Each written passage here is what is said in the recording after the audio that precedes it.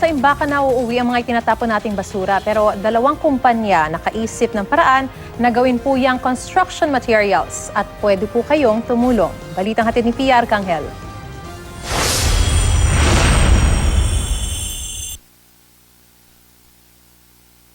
Sangkatelbang basura, araw-araw na problema, pero may paraan para mapakinabangan.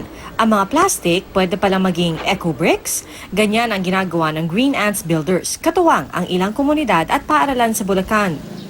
Ang mga plastic na kinolekta, ginigiling muna sa makina. Simple lang ang proseso ng paggawa ng mga eco-brick na nag-uumpisa dito sa shredder bike, kung saan yung mga naipong sachet nilalagay lamang dito, tapos gigilingin sa pamamagitan ng pagpedal. At kahit sino pwede raw itong gawin, tulad ko. Kapag malapulbos na, hahaluan ng semento at buhangin, saka imomold, at presto, isa ng eco-brick. Napatunayan namin na yung eco-bricks namin ay 5 to 6 times stronger kumpara po sa typical na hollow blocks. Sa eco-bricks nga gawa ang daycare center na ito. Basura namin nagiging bricks na mas kapaki-pakinabang sa paaralan.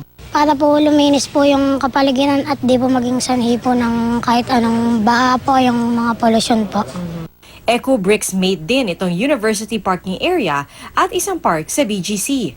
Habang ginagawa namin yung pagtatransform ng waste into resource, nakakapag-create po kami ng trabaho. So pwede siyang magbigay ng livelihood sa community. Ganyan din ang advocacy ng isa pang grupo. Sila naman sinisiksikan ng mga plastic bottle, ng plastic din at iba pang disposable items na hindi nabubulok. Gantong karaming plastic ang kailangan para punuin ng isang bote. Isipin nyo na lang kung nakakalat ito. At dahil kayang gawin kahit sa bahay, pwede kayong mag-donate ng mga boteng sinisiksikan nyo na ng plastic para makatulong din kayo. Ang bote pwede rin pang construction material gaya ng pader na ito sa Zambales. Kapartner din sa advocacy na ito ang mga kabataan at komunidad na siya rin namang makikinabang sa malinis na kapaligiran at pinagyamang kalikasan.